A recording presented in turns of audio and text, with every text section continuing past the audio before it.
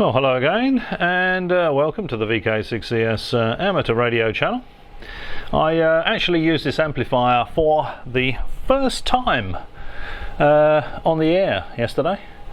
At the moment it's on, it's switched to standby. You can see that meter.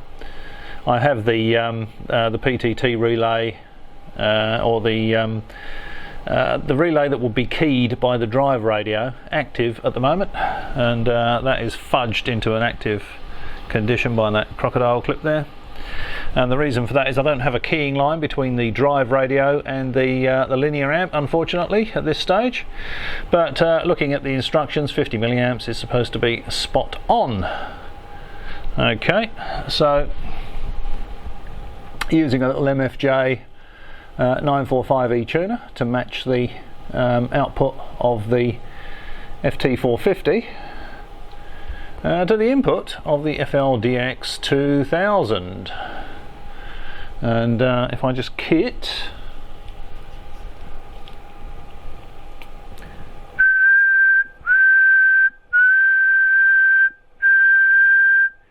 you can see the drive power going in there. There's very little reflected energy.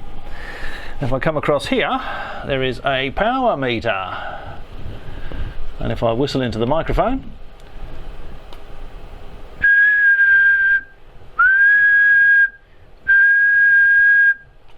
you'll see that's might just be a hair under 200 watts. That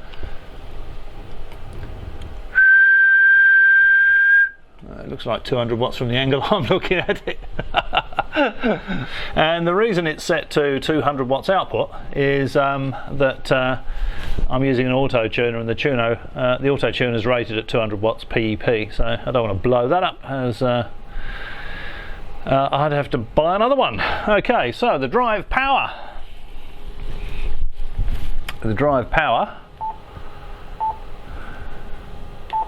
There we go, 16 watts. 16 watts PEP is the drive power on the radio. To give me 200 watts output. So that's not bad. I ran it up yesterday into the dummy load. It's on the dummy load at the moment, and I set it up on the dummy load for 200 watts PEP output, and then used it on the antenna via the auto tuner. Had a QSO with some of the usual suspects on 3605 last night. Got a couple of good reports, but it was getting a bit tedious, you know, putting the little MFJ ATU on bypass and taking the croc clip off so that I could receive. So I need to get some sort of keying line sorted out for it, and so I can actually use it properly. And there we go. There's the modification I did yesterday with the two extra 47 picofarad padding capacitors. And when I was testing it into the dummy load yesterday with a bit more drive, I got about 550 watts out of it, maybe even a little bit more. In fact, I might just retune it. Oh, actually, no. I'll tell you what I'll do first. Now, this is something I wanted to try this morning because, as I say, having this in series with the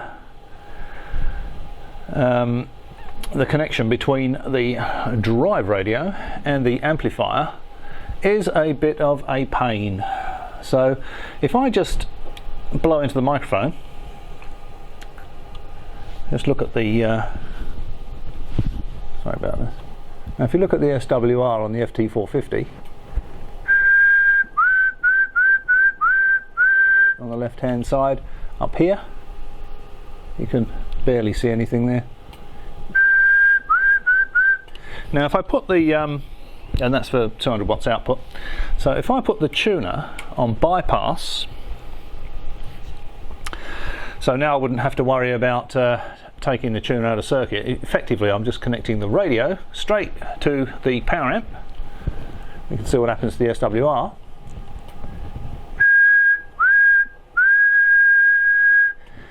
Goes up to about 1.8, 1.9 to 1. But the interesting thing is, look at the output power.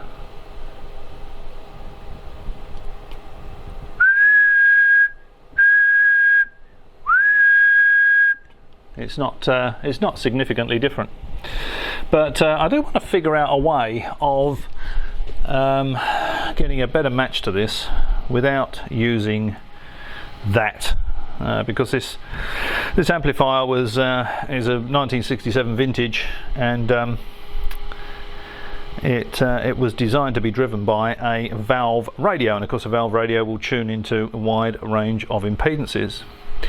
Now, another thing you've got to bear in mind too is that with grounded grid linear amplifiers, the input impedance is dynamic.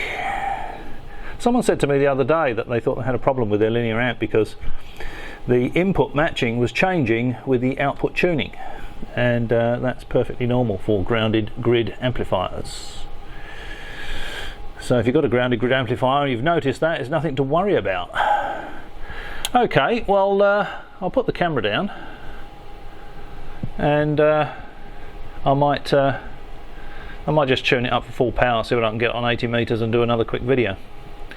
As always, hope you found that interesting. Thanks for watching, and I'll catch you next time.